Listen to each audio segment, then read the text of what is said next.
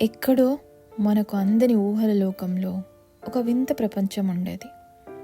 అక్కడ జనాలు, చెట్లు, భవనాలు అన్నీ కాగితాలతో తయారయ్యేవి.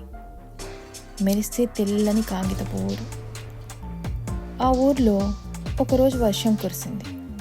కానీ అవి నీటి బిందువులు కాదు, ముద్రలు కలిగిన కలల అక్షరాల పాత పుస్తకాల చీలికల నుండి జారి వచ్చాయి. ఆ వానలో ఒక బుల్లి శిశువు జన్మించాడు. మిగతా కాగిత జాతి వాళ్ళకంటే భిన్నంగా, తడిచినా చిరిగిపోని చర్మంతో, గుండెతో అతను ఒక మానవుడు. ఆ పాపానికి కైరో అని పేరు పెట్టారు. కానీ మిగిలిన జనాలు అతను ఒప్పుకోలేదు. అతను మనకు ప్రమాదం అన్నారు. ఎందుకంటే అతను బాధపడితే వర్షం కురుస్తుంది, నవ్వితే రంగులు విరుస్తాయి. మనిషిలాగే భావాలు ఉన్న అతడు ఊరి చట్టాలకు అశుభమని భావించారు.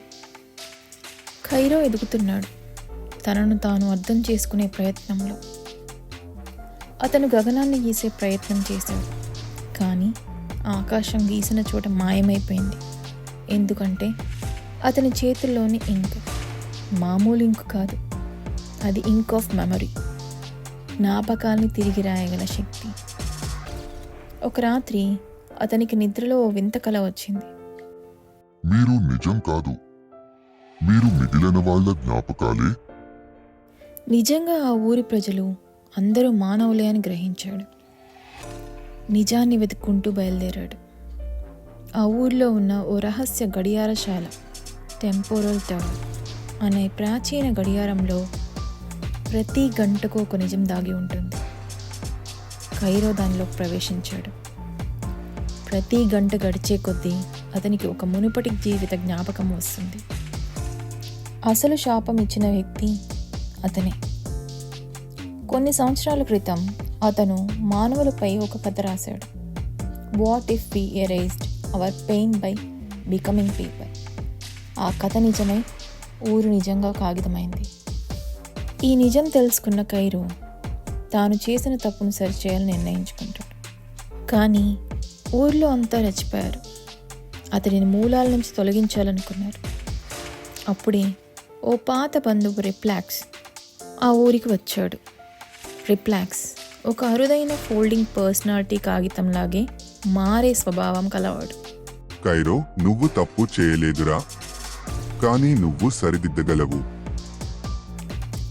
కైరో మరియు రిప్లాక్స్ కలిసి ఇంక్ ఆఫ్ రిమెంబరెన్స్ అనే ఓ మ్యాజికల్ పెన్ను వెతుకుతారు. అది మాత్రమే మళ్ళీ మానవులను చేయగలదు. అయితే ఆ పెన్ను ఒకటి కాదు, 2 భాగాలుగా విడిపోయింది. ఒకటి షాడో లైబ్రరీలో, మరొకటి ఫోల్డెడ్ ఫారెస్ట్లో.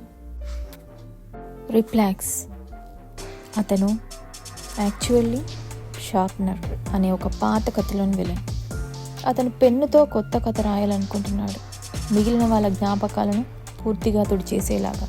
కైరోకి రిప్లాక్స్ మోసం తెలిసి చివర్లో తనలోని ఇంకును పూర్తిగా పెన్నులోకి మెలవేస్తాడు. దానితో మానవత్వాన్ని మళ్ళీ రాస్తాడు. కానీ తన గుర్తేం మిగలదు. అతను ఒక సాధారణ పుస్తకంలా మారిపోతాడు. ఊరి గ్రంథాలయంలో మిగిలిపోతాడు. ఊరంతా మళ్ళీ మానవులుగా మారుతుంది. కానీ ఎవ్వరి జ్ఞాపకాల్లోనూ కైరో ఉండడు. ఒక్క పాత స్క్రోల్ మాత్రమే గుర్తుగా మిగిలిపోతాడు. ఒక వ్యక్తి జ్ఞాపకాలు తుడిచిపెట్టుకుపోయాయి, కానీ అతని కథ మిగిలింది.